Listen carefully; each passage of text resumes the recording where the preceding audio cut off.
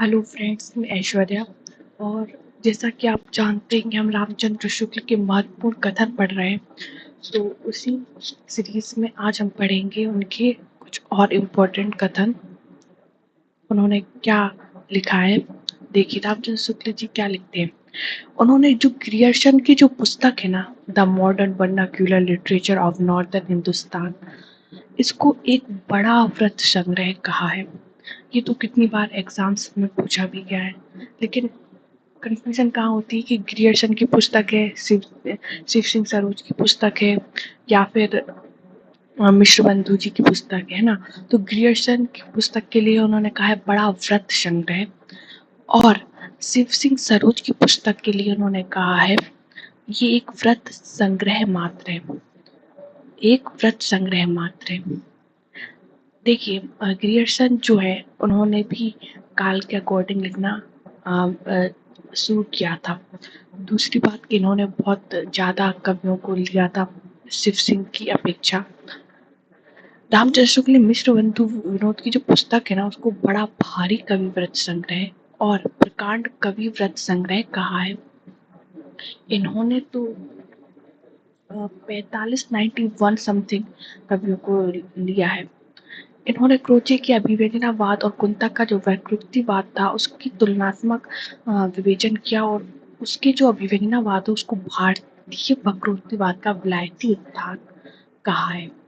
शुक्ल ने कबीर की भाषा को क्या कहा है, सद्दू कड़ी कहा है। साधना के क्षेत्र में जो ब्रह्मा है, साहित्य के क्षेत्र में वही रहस्यवाद है।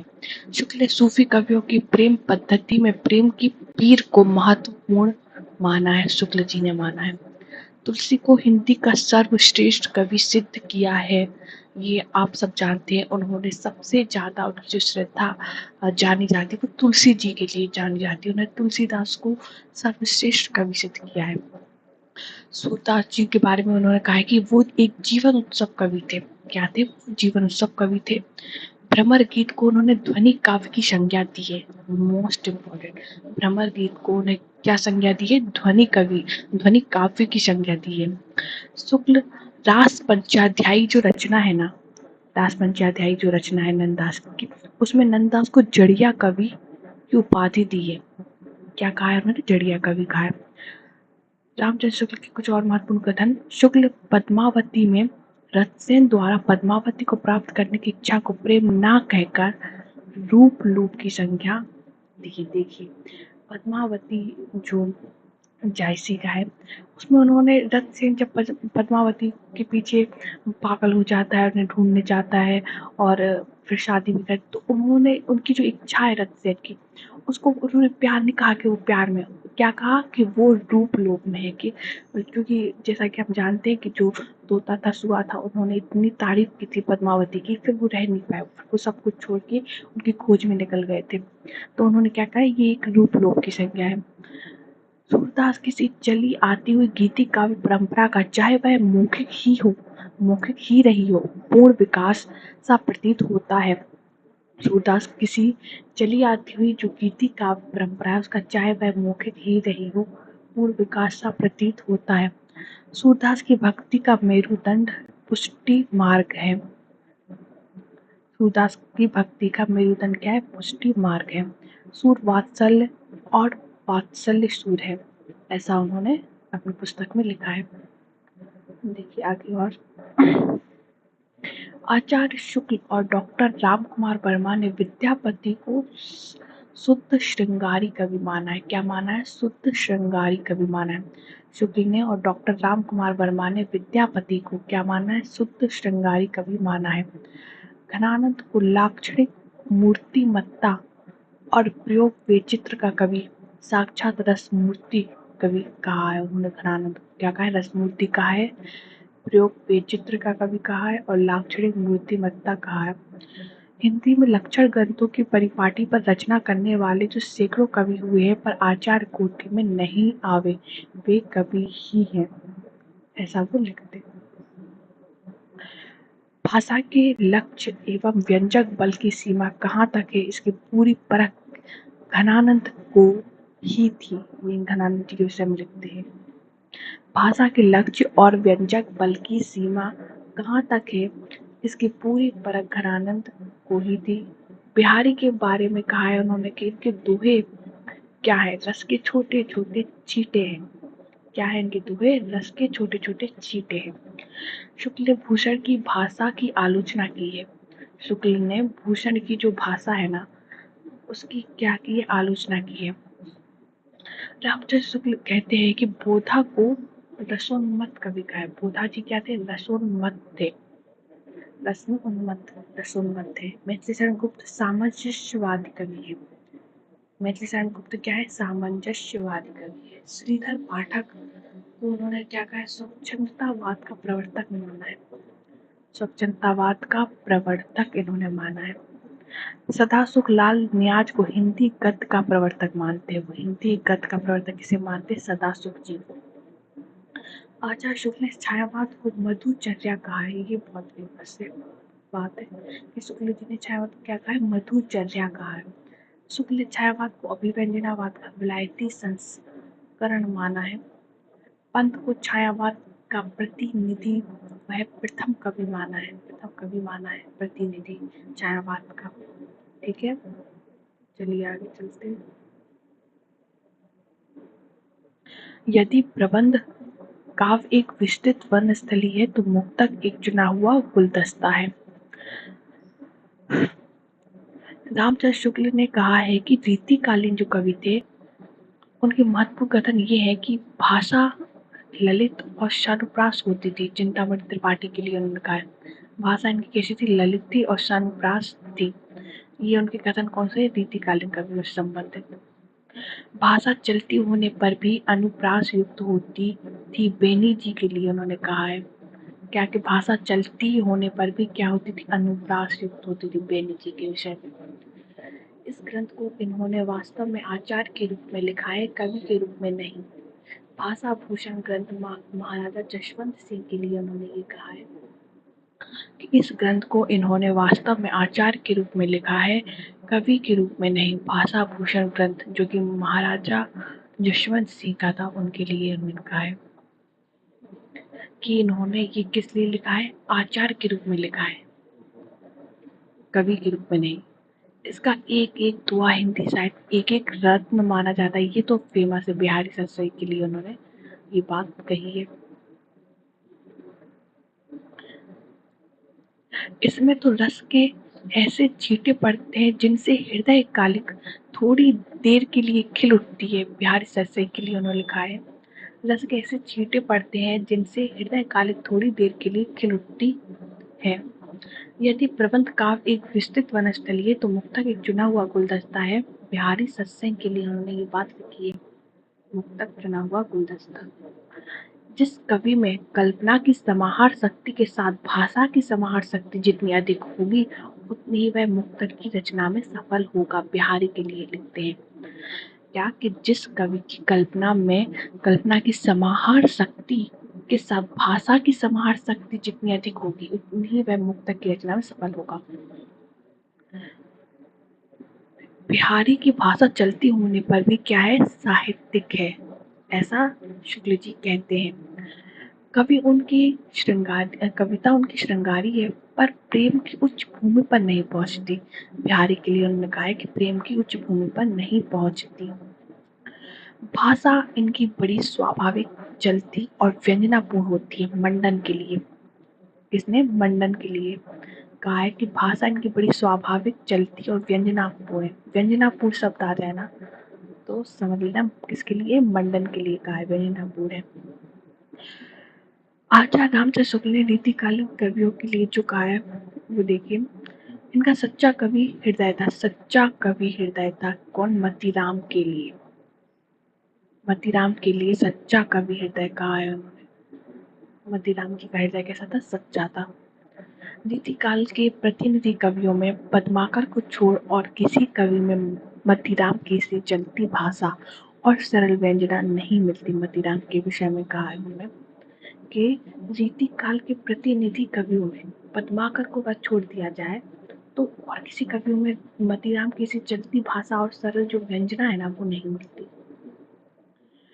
उनके प्रति भक्ति और सम्मान की प्रतिष्ठा हिंदू जनता के हृदय में उस समय भी थी और आगे भी बराबर बनी रहेगी और बढ़ती गई। भूषण के लिए वो लिखते हैं क्या क्यों उनके प्रति भक्ति और सम्मान की प्रतिष्ठा हिंदू जनता के हृदय में उस समय भी थी और आगे भी बराबर बनी रहेगी और बढ़ती गई। भूषण के वीर रस के उद्गार सारी जनता के हृदय की संपत्ति हुए। भूषण के वीर रस के जो उद्गार सारी जनता के हृदय की संपत्ति हुए। भूषण के विषय में उन्होंने लिखा है जिसकी रचना को जनता का हृदय स्वीकार करेगा उस कवि की कीर्ति तब तक बराबर बनी रहेगी जब तक स्वीकृति बनी रहेगी। भूषण के लिए क्या है कि जिसकी रचना को जनता का हृदय स्वीकार करेगा उस कवि की कीर्ति तब तक बराबर बनी रहेगी, तब तक स्वीकृति बनी भी रहेगी। भूषण के लिए उन्होंने कहा है शिवाजी और छत्रसाल की वीरता का वर्णनों को कोई कवियों की झूठी खुशामद नहीं कह सकता। भूषण के लिए कहा है वे हिंदू जाति के प्रतिनिधि कवि थे। भूषण के लिए कहा है चंद्र शास्त्र पर इनका सा जो विशद निरूपण है, चंद्र शास्त्र पर किसका निरूपण है, विशद निरूपण और किसी कवि से नहीं किया। सुखदेव मिश्र के बारे में कहा है कि उन्होंने छंदों का बहुत अच्छा प्रयोग किया है। वे आचार्य और कवि दोनों रूपों में हमारे सामने आते हैं। आचार्य और कवि दोनों रूपों में सामने आते हैं। कौन आते हैं? देव आचार्य भी हैं और कवि भी हैं। कवित्व शक्ति या और मौलिकता देव में खूब थी पर उनके सम्यक स्फुरण में उनकी रुचि विशेष प्राय बाधक हुई है। देव के लिए कवित्व शक्ति और मौलिकता देव में खूब थी। कवित्व शक्ति और मौलिकता देव में खूब थी पर उनके सम्यक संपूर्ण में उनकी रुचि विशेष प्राय बाधक हुई है। आचार्य रामचंद्र शुक्ल लिखते हैं कि रीतिकाल के कवियों में ये बड़े ही प्रगल्भ और प्रतिभा संपन्न थे। कौन थे? देव। इसमें कोई संदेह नहीं कि प्रगल्भ और प्रतिभा संपन्न थे देव, इसमें कोई संदेह नहीं। श्रीपति ने काव्य के सब अंगों का निरूपण विशद रीति से किया है। इनकी रचना कला पक्ष में संयत और भाव पक्ष में रंजन कारिणी है। भिखारीदास के विषय में लिखते हैं रंजन कारिणी। ऐसा सर्वप्रिय कवि इस काल के भीतर बिहारी को छोड़ दूसरा नहीं हुआ। ऐसा सर्वप्रिय कवि पद्माकर के विषय में सर्वप्रिय कवि कहा है बिहारी को छोड़ दूसरा नहीं हुआ। रमणीयता ही सर्वप्रियता का एकमात्र कारण है। ऋषिकाल की सनक इनमें इतनी अधिक थी कि इन्हें यमुना लहरी नामक जो देव स्तुति है उसमें भी नवरस और सट ऋतु सुझाई पड़ी है। ग्वाल कवि के विषय में लिखते हैं नवरस और ऋतु सुझाई पड़ी है। सट ऋतुओं का वर्णन इन्होंने विस्तृत किया है पर वही श्रृंगारी उद्दीपन के ढंग का ग्वाल कवि के लिए उन्होंने कहा है। तो सट ऋतु वर्णन आ जाए ना तो ग्वाल कवि ने देशाटन अच्छा किया था। उन्हें भिन्न भिन्न प्रांतों की बोलियों का अच्छा ज्ञान हो गया था। ग्वाल कवि जो है उन्होंने देशाटन अच्छा किया था और भिन्न भिन्न प्रांतों की बोलियों का अच्छा ज्ञान था। अब तक पाई गई पुस्तकों की यह भाषा योग वशिष्ठ ही सबसे क्या है पुराना है। गद्य अपने परिष्कृत रूप में दिखाई पड़ता है। भाषा योग वशिष्ठ को परिमार्जित गद्य की प्रथम पुस्तक रामप्रसाद निरंजनी को प्रथम प्रौढ़ गद्य लेखक मान सकते। प्रथम प्रौढ़ गद्य लेखक माना है रामप्रसाद निरंजनी, ठीक है ना। जिस प्रकार वे अपनी अरबी फारसी मिली हिंदी को ही उर्दू कहते थे उसी प्रकार संस्कृत मिली हिंदी को भाखा यानी ईशा अल्लाह खां के लिए उन्होंने कहा है। भाखा शब्द देखो, अरबी फारसी मिली हिंदी को उर्दू कहते थे उसी प्रकार संस्कृत मिली जो हिंदी है उसको भाखा ईशा अल्लाह खां के विषय में लिखते हैं। आचार्य रामचंद्र शुक्ल लिखते हैं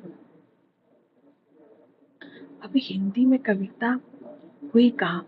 सूर तुलसी बिहारी आदि ने जिसमें कविता की है वह तो भाका है, हिंदी नहीं। अयोध्या प्रसाद खत्री का कथन है क्या कि अभी हिंदी में कविता हुई कहाँ? सूर तुलसी बिहारी आदि ने जिसमें कविता की है वह तो भाका है, हिंदी नहीं। बाबू अयोध्या प्रसाद खत्री का कथन है। आरंभिक काल में चारों लेखकों ने ईशा की भाषा सबसे चटकीली मटकीली मुहावरेदार और चलती मानी है। असली हिंदी का नमूना लेकर उस समय राजा लक्ष्मण सिंह ही आगे आए थे।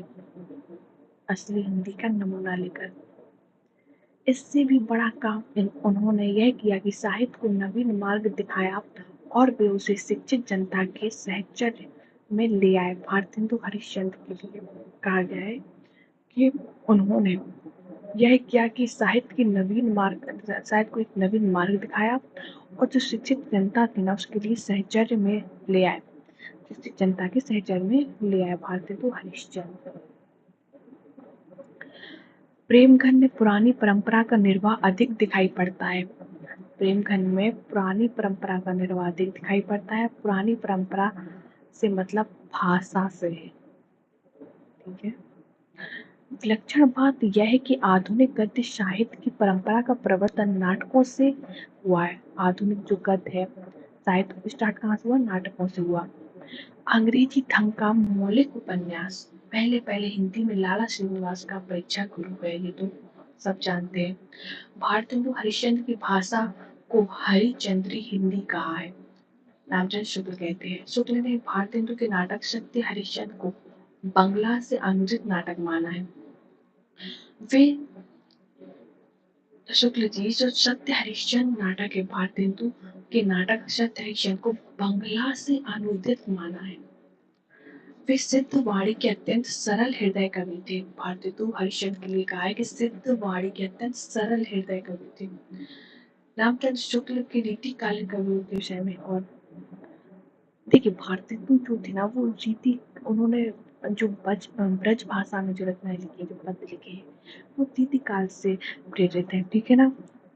अपनी सर्वतोन्मुखी प्रतिभा के बल से एक और तो वे पद्माकर द्वितीय की परंपरा में दिखाई पड़ते, देखो पद्माकर द्वितीय की परंपरा में दिखाई देते हैं और दूसरी बंग देश के माइकेल और हेमचंद की श्रेणी में भी।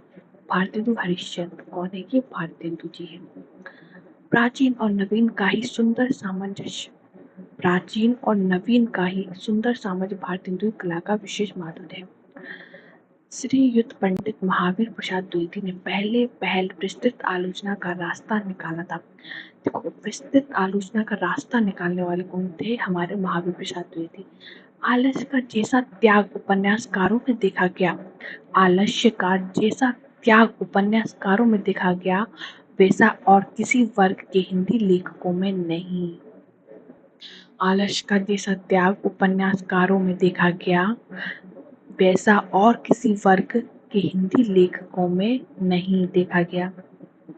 देखिए पहले मौलिक उपन्यास लेखक जिनके उपन्यासों की सर्वसाधारण में धूम हुई काशी के बाबू देवकी नंदन खत्री थे। मौलिक उपन्यास लेखक जिनके उपन्यासों की सर्वसाधारण में धूम हुई, धूम मतलब सबसे ज्यादा पढ़ा गया और उनके जो उपन्यास थे उनको बहुत पसंद किया गया, उनके देवकी नंदन खत्री। ये वास्तव में घटना प्रधान कथानक या किस्से हैं। इसमें जीवन के विविध पक्षों के चित्रण का कोई प्रयत्न नहीं है, इससे ये साहित्य कोटि में नहीं आते। देवकीनंदन खत्री उपन्यासों के विषय में कहा है उन्होंने साहित्यिक हिंदी न लिखकर हिंदुस्तानी लिखी जो केवल इसी प्रकार की हल्की रचनाओं में काम दे सकती है। देवकीनंदन खत्री के लिए लिखा है।